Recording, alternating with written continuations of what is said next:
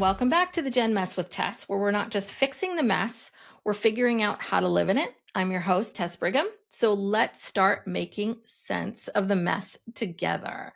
So today I want to talk about burnout because this is a trend that I've been seeing. I mean, I've been saying that we've been burned out long before the pandemic ever hit. But this burnout it's become this badge of honor for people, and we have to stop wearing it. It's got to end. And I often say that my Gen Z clients have really taught me so much.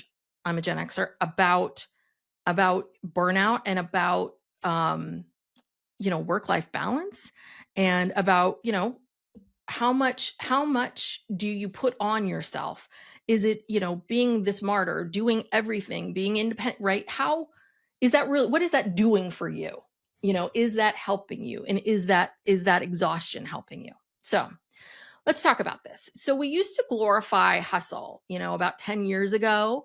And then what happened was that it sort of morphed into glorifying burnout. So somewhere along the way, exhaustion became this status symbol, right? It's the proof that, you're the new proof that you're valuable, or that you're ambitious, or that you're dedicated.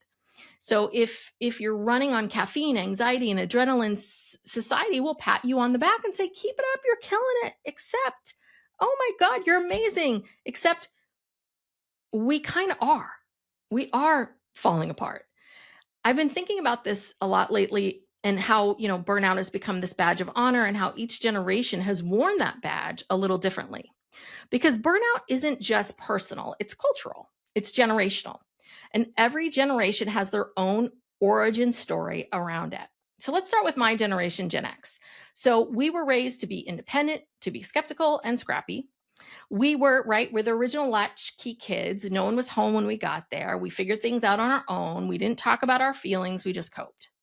And now in adulthood, we wear that same "we got this" attitude like armor. We pride ourselves on being the generation that doesn't need any help, right? The ones who quietly hold everything together while the world talks about baby boomers and millennials. And in many ways, Gen X, we're the middle child of generations.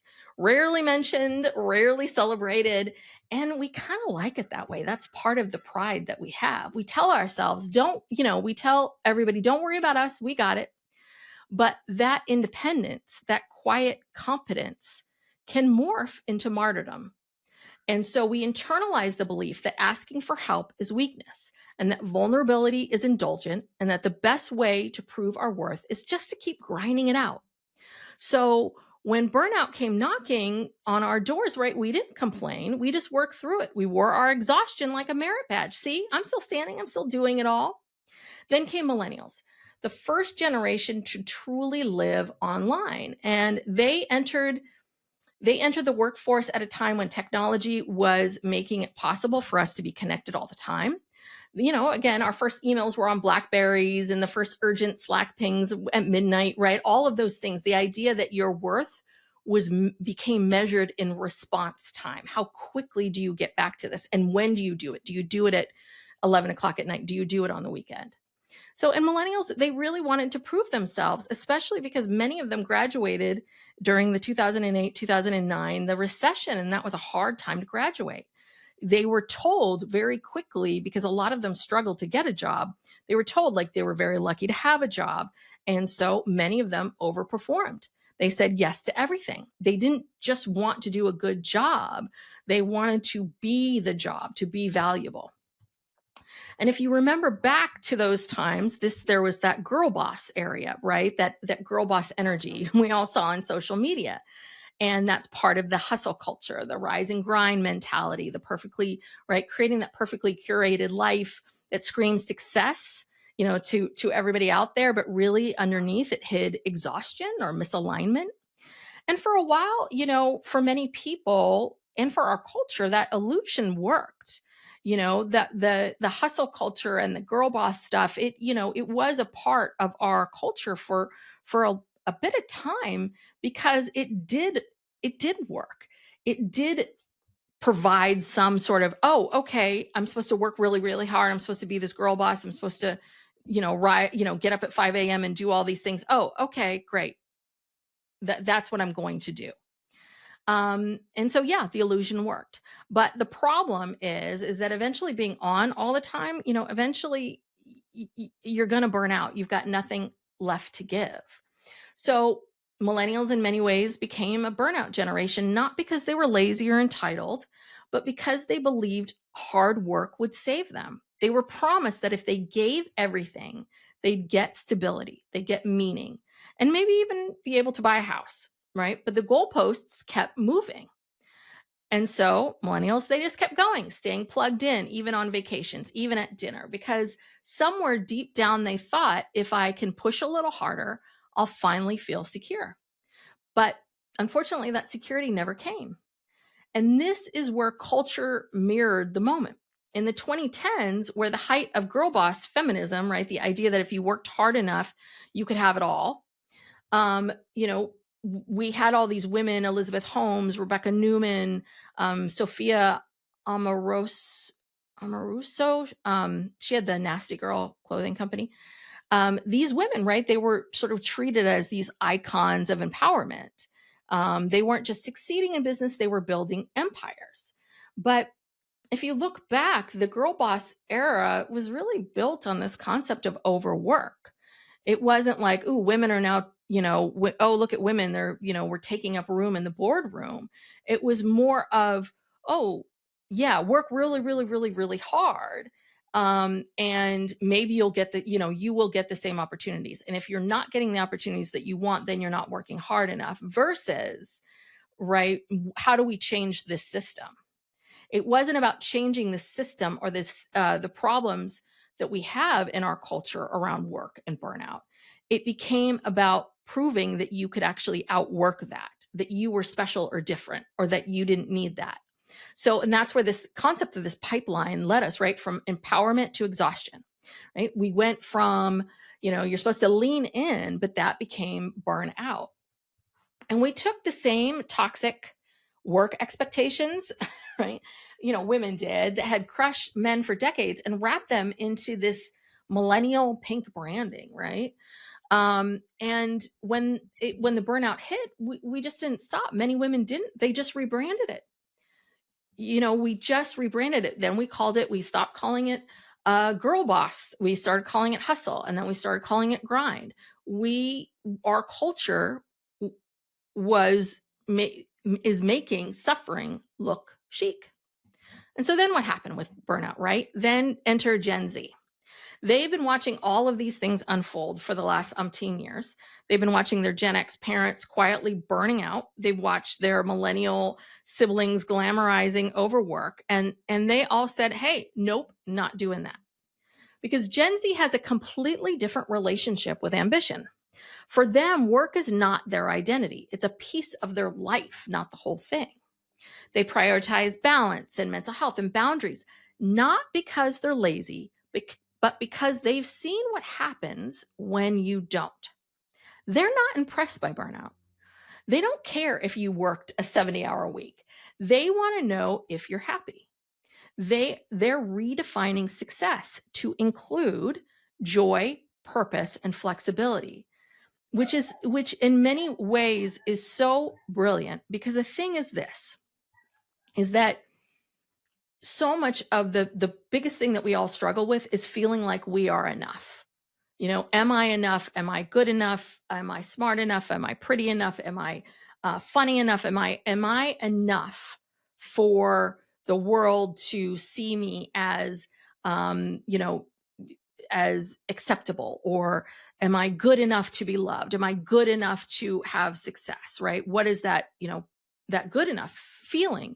And what Gen Z is really doing is, instead of making it where it becomes this, carrot where, well, if you work really, really hard, you'll feel like enough.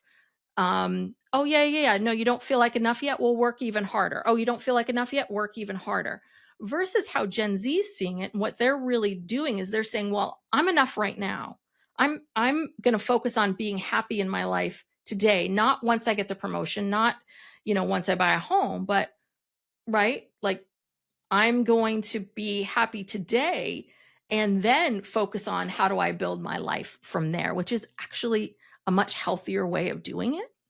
So, in many ways, this younger generation, they're asking the questions that we were all too scared to ask, right? Like questions that I probably should have asked myself when I started in the workforce, like things like, why should I sacrifice my mental health for this job? Why should I be loyal to a company that isn't really loyal to me? And why should burnout be the price of belonging or success? And that's what older generations sometimes misinterpret as entitlement. But really, it's clarity. It's emotional intelligence. It's something on a different level. It's evolution. But here's the twist. When Gen Z sets boundaries, when they log off at 5 or say no to the work weekend, who does that fall to? What happens? Well, usually it's the millennial manager or maybe the Gen X leader running the division. And this is where a lot of tensions start because those of us who are trained to overwork can't help but think to themselves, ugh, must be nice. And then what happens? We start to feel resentful. And then we think, wow, when I was your age, I had to prove myself. Why don't they have to? But what's happening is that resentment that we feel is actually grief.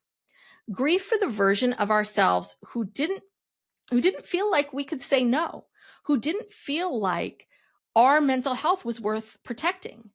We didn't know. I mean, in some ways, it was like we just didn't know. We didn't know that we could protect our time. We didn't know boundaries were allowed.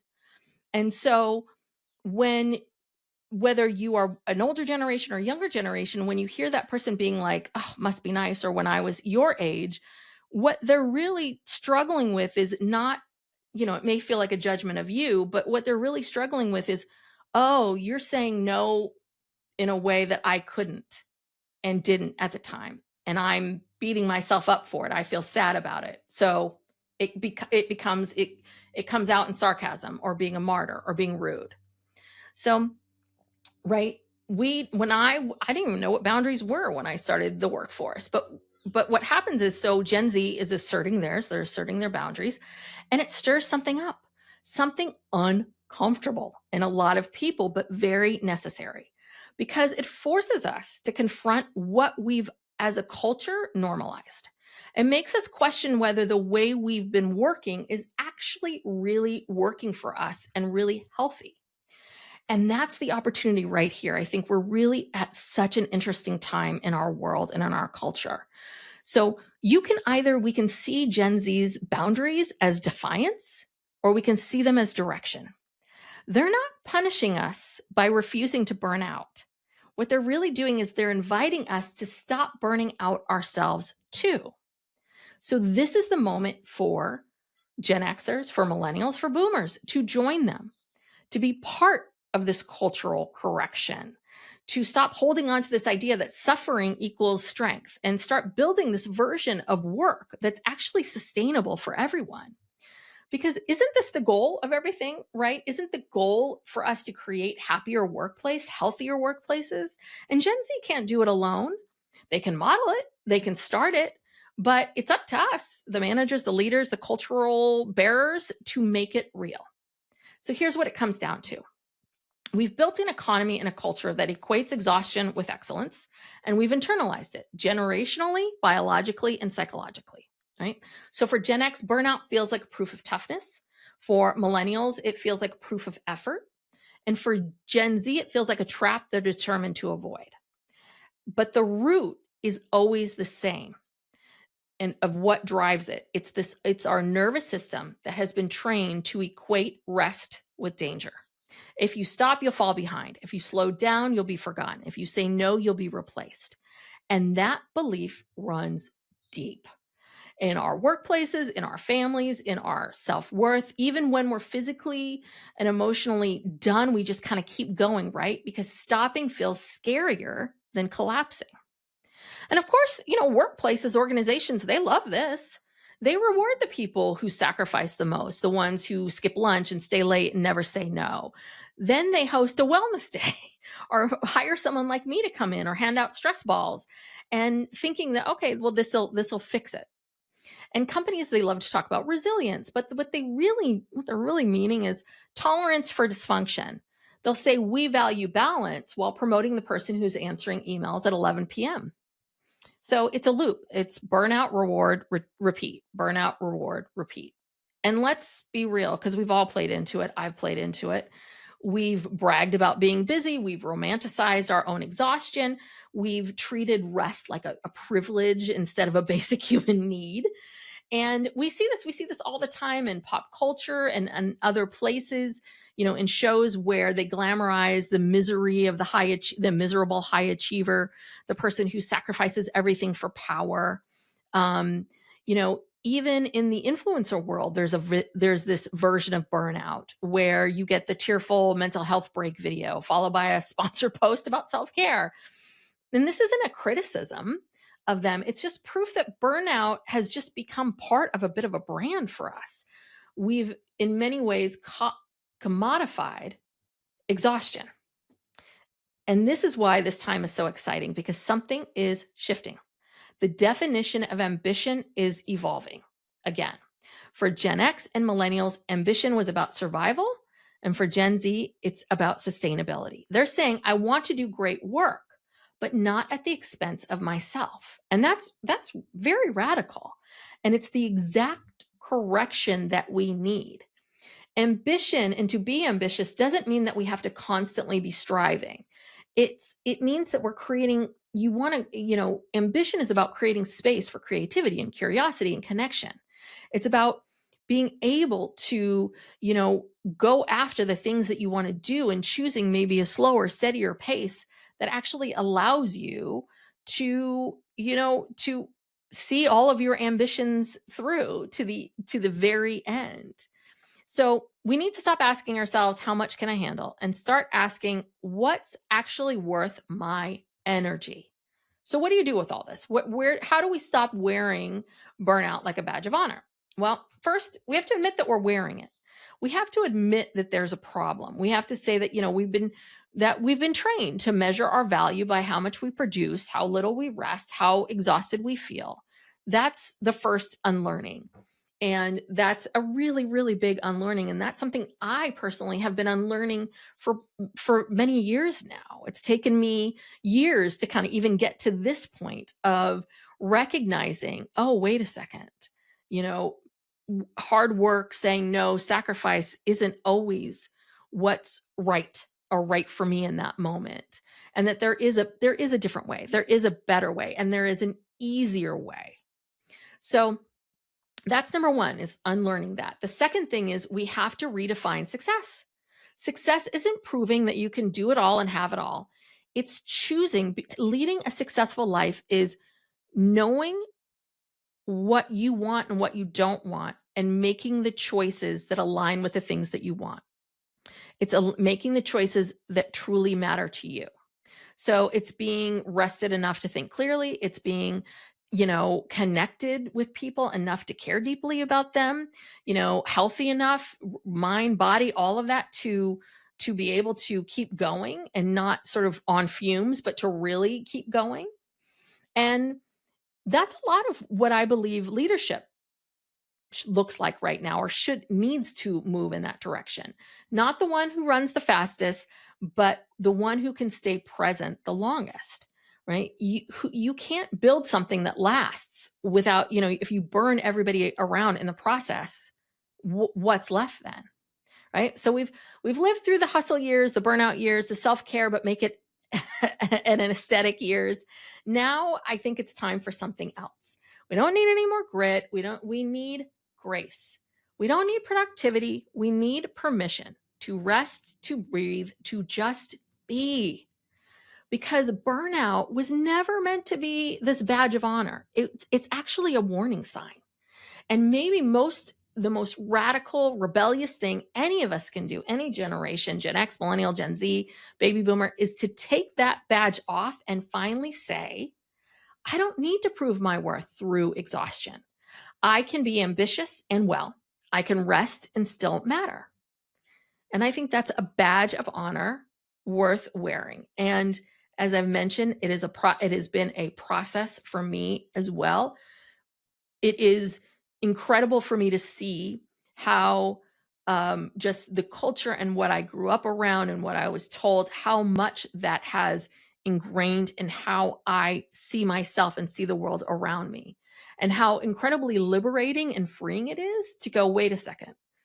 This was something I was told I needed to be or should do, but it doesn't necessarily mean it's what I want to do or what is best for me. And that part's really, really important. All right. That's it for today. Thanks so much for listening to the Gen Mess with Tess. Remember, we're not just fixing the mess, we're learning how to live in it.